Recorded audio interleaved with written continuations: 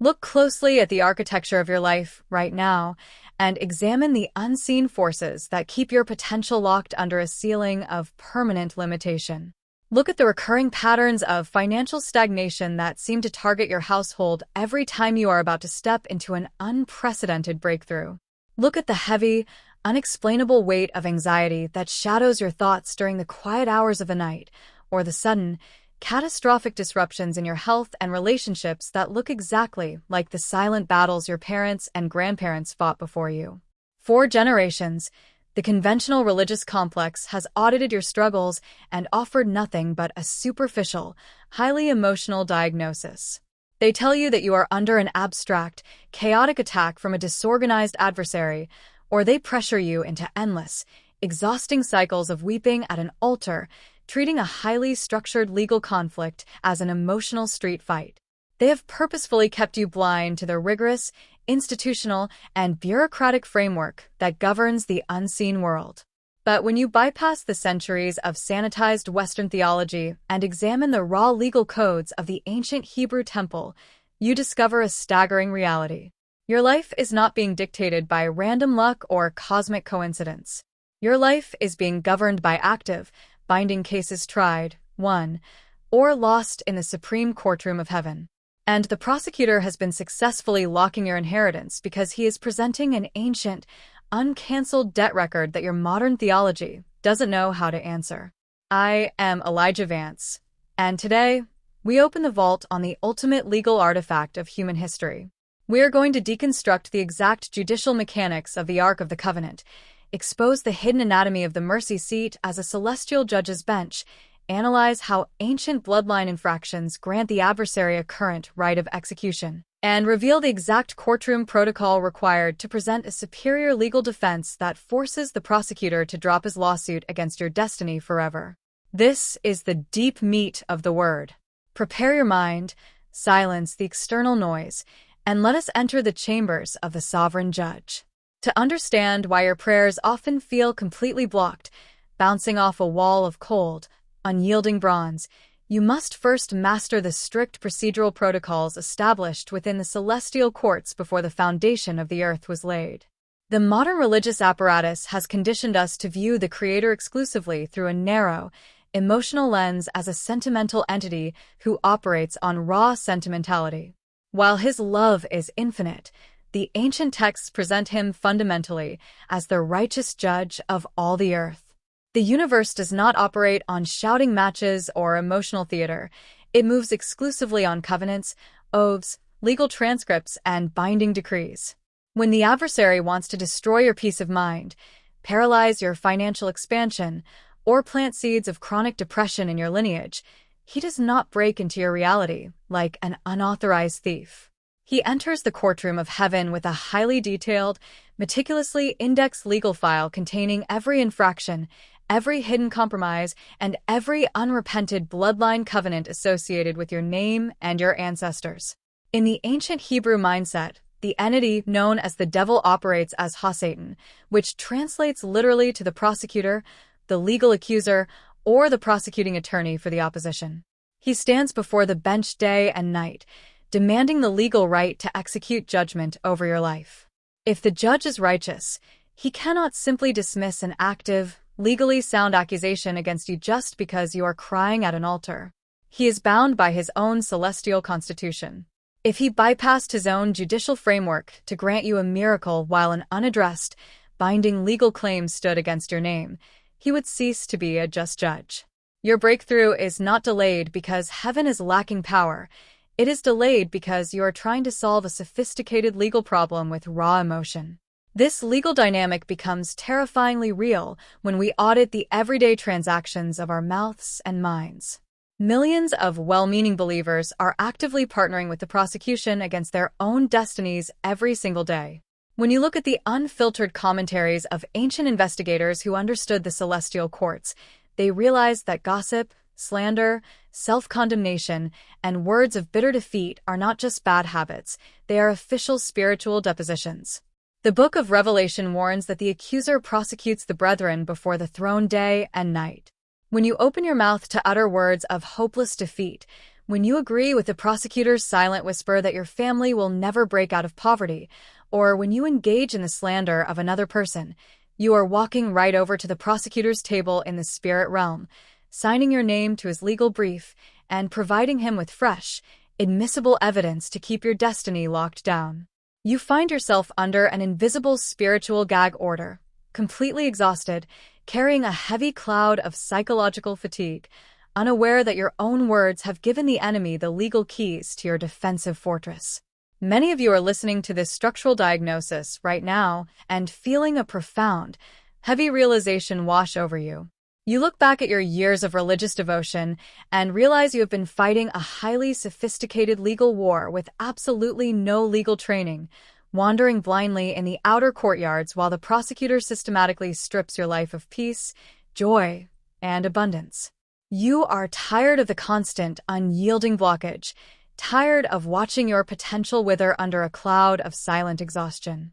The fault does not lie in your heart's desire to honor God. The fault lies in your spiritual illiteracy regarding the rules of engagement in the celestial court. You cannot win a supreme lawsuit without the foundational legal blueprints. This is precisely why I did not leave this investigation as a passing video, but compiled my entire archive of research logs, translational keys of ancient Hebrew jurisprudence, and my step-by-step spiritual protocols into my advanced digital library, Jesus, the Gospels, and the Christian Life. It is available for you right now through the very first link in the description and the pinned comment below. This is not an interruption. It is a vital lifeline of healing and strategy for those who are ready to stop begging like helpless orphans and start operating as legally informed sons. When you access my advanced library today, you are equipping your mind with the exact tools needed to audit your lineage, legally silence the internal chaos, and close every open portal the accuser has been using to siphon your family's strength. Click that link, secure your documentation, and let us dive into the deepest mystery of our investigation, the ancient code of the Ark and the law of the mercy seat. To uncover why the modern religious complex has minimized the deep judicial purpose of the tabernacle, we must dig into the ancient engineering of the Holy of Holies. The Ark of the Covenant was not a magical gold box. It was an exact physical replica of the Supreme Court bench of heaven. Inside the Ark sat three specific legal items: the tablets of the law, representing the absolute constitutional standard; the golden pot of manna, representing humanity's rebellion against divine provision; and Aaron's rod that budded, representing the rebellion against established spiritual authority. These three items formed a perpetual, silent legal testimony against Israel. Every single day, those items cried out for judgment, proving that humanity had violated the law, rejected provision, and rebelled against authority. If a human being ever stepped into that room without a proper legal covering, the raw judicial holiness radiating from the throne would instantly execute them because the evidence against them was overwhelming. But sitting directly on top of the Ark, covering the evidence, was a heavy gold lid known in the original Hebrew as the kapret, which we translate as the mercy seat. On this lid were two golden cherubim facing each other, looking downward. Once a year, on Yom Kippur, the high priest would step behind the heavy veil into the pitch-black chamber, holding a bowl of innocent sacrificial blood. He would dip his finger into the blood and sprinkle it exactly 7 times upon the face of the mercy seat. To the modern reader, this sounds like an archaic, bloody ritual. But to an ancient legal mind, this was the execution of a supreme counterpetition. The blood was not spilled randomly. It was placed directly between the eyes of the cherubim and the tablets of the law hidden inside the box. When the sovereign judge looked down upon the bench, his eyes did not see the evidence of your rebellion, your failures, or the ancient iniquities of your ancestors. His eyes hit the innocent blood. The blood acted as a legal shield, a judicial barrier that completely intercepted the demands of the law and silenced the evidence of accusation. The adversary understands the law of the mercy seat perfectly, and he has used your ignorance of it to keep your family paralyzed. Every time your ancestors participated in dark covenants, occult practices, severe injustices, or deceptive blood oaths, they were physically documenting a lawsuit against their future offspring. They were trading your spiritual real estate in exchange for temporary power, wealth, or protection. When those ancestors passed away, the legal contract established on those dark trading floors remained active in the celestial registry. The prosecutor takes those uncancelled, cross-generational debt records into the supreme courtroom of heaven and says, "Look here, sovereign judge. This individual belongs to a lineage that legally traded their peace, their sanity, and their financial destiny for our dark covering. I demand the legal right to enforce the terms of this ancient debt on this generation." This is why you can be a fully redeemed, devout believer who loves the Creator with all your heart, yet still find your life paralyzed by a chronic, unyielding spirit of delay, or watching your finances mysteriously vanish into thin air. Your soul is saved for eternity, but your earthly inheritance is tied up in a bitter legal dispute because an ancient, ancestral voice is still speaking against you from an uncancelled altar. You cannot outwork an ancient legal contract. You cannot outthink a demonic claim that has been standing for 3 generations. You must learn how to access the ultimate mercy seat, step into the courtroom, and present a blood evidence that has the authority to silence the voice of the accusing contract forever. To completely break this agonizing pattern of delay and reclaim your family's inheritance, you must understand the deep theology of the Book of Destiny that is filed away in the celestial archives. King David, who understood the judicial systems of the tabernacle, stated in Psalm 139 that every single one of your days was written and fashioned in a physical book before you ever drew a single breath. Your book contains the architectural blueprint of your ultimate purpose, your financial allocations, your emotional stability, and the generational blessings assigned to your name. But the enemy's entire strategic objective is to ensure that your book remains completely sealed, locked away where you can never access its pages. To achieve this, he deploys a highly specialized, bureaucratic entity known in ancient legal theology as the spirit of delay. This principality does not attack you with obvious, dramatic evil. It attacks you through the subtle weapons of chronic fatigue, mental distraction, and an overwhelming, constant sense of being buried under the mundane anxieties of daily survival. It forces you to burn all your daily cognitive energy just trying to make it to the end of the week, ensuring that your mind is far too cluttered and exhausted to ever step into the courtroom of heaven, demand the opening of your book, and enforce the divine fortune that legally belongs to you. You cannot defeat this highly sophisticated, cross-generational paralysis with raw human effort. You must learn the exact legal protocols to face the prosecutor, repent on behalf of your lineage, and present a superior legal argument that forces the court to rule in your favor. If your pulse is quickening right now because you recognize the exact cross-generational patterns of delay, financial sabotage, and psychological exhaustion that have kept your potential locked in a state of permanent frustration, you must recognize that this window of revelation requires immediate, decisive execution. In the courts of heaven, ignorance of spiritual law is never an excuse. You cannot afford to remain spiritually illiterate while the prosecutor systematically drains your family's future. Inside my advanced digital library, Jesus, the Gospels, and the Christian Life, which you can access right now via the very first link below, I have laid out the precise translational keys, the deep linguistic analysis of the tabernacle protocols, and the exact legal frameworks required to help you execute this masterclass shift from victim to legal petitioner. Because I know that dismantling an ancient, 3-generational cycle requires an absolute arsenal of knowledge. When you step into the library today, I am attaching 3 of my most vital, highly intensive research expansions completely for free.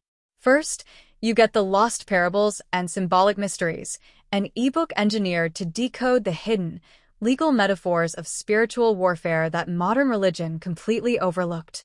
Second, you get the Gospels Study Journal, a rigorous, high-intensity mental processing guide designed to align your daily thoughts and speech with supreme scriptural authority. And third, you get the Hebrew Mindset, Living the Ancient Faith Today, a comprehensive masterclass guide to dismantle abstract Western emotionalism and unlock concrete Hebrew concepts like Palel and Shema, allowing you to build an impenetrable mental and spiritual fortress for your household. This massive collection of investigative research represents a lifetime of deep study, but you can claim the entire library today. But look closely at the top of the page. When you click that link, a strict 15-minute countdown timer is running. Once that clock hits 0, this precise launch window closes permanently, and the material returns to its standard value. Do not allow the spirit of delay or the fatigue of your mind to talk you out of your deliverance today. This isn't a casual reading assignment. It is your formal document of absolution. Click the link right now, and let us step into the ultimate courtroom verdict. This brings us to the final, breathtaking revelation that completely obliterates the prosecutor's legal standing against your family, a reality that was fully unveiled when Jesus Christ stepped into the celestial Holy of Holies, not with the blood of bulls and goats, but with his own eternal, sinless blood. The Apostle Paul clarified this executive courtroom victory in Colossians chapter 2, declaring that he blotted out the chirographon, the handwriting of ordinances that was against us, which was contrary to us, and took it out of the way, nailing it to his cross. To a modern mind, this sounds like beautiful, abstract poetry. But to an ancient legal scholar trained in the strict jurisprudence of the Second Temple period, this was a description of a supreme executive order. In the ancient courts, when a person accumulated a massive debt they could never pay or committed a high crime against the state, the court clerk drafted a physical chirographon. It listed every single infraction, every broken covenant, and the exact legal penalty required to satisfy the law.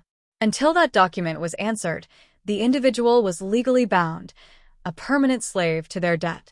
Your ancestral iniquities, your words of self-sabotage, and the ancient contracts signed on demonic trading floors created a catastrophic chirographon that the prosecutor was using to legally paralyze your life. But when Jesus Christ ascended the hill of Calvary, he did not go as a helpless sacrificial victim. He marched up that hill as the supreme chief justice of the universe. He took that exhausting ledger of your bloodline's debts, your silent anxieties, and your hidden failures, and he physically nailed it to the wood of the cross. When the Roman iron tore through his flesh, it legally pierced, canceled, and completely blotted out the document of accusation. When he cried out, "It is finished," the Greek word used was tetelestai, an ancient legal and commercial term that translates literally to, "The debt has been paid in full. The court transcript is closed." Under the eternal jurisprudence of the kingdom, once a debt record is covered in the blood of the innocent king and nailed to a public post, it is legally satisfied, voided, and dissolved forever. It cannot be reintroduced in a court of law. This means that any current depression, any recurring pattern of financial lack, and any spirit of delay trying to rule your household right now is operating completely illegally under the laws of heaven. The prosecutor has no case left. The sovereign judge has already banged the gavel and issued a verdict of absolute acquittal over your life. But a courtroom verdict is completely useless if you do not know how to enforce it. You must stop weeping in the outer courtyard like a helpless, defeated orphan. You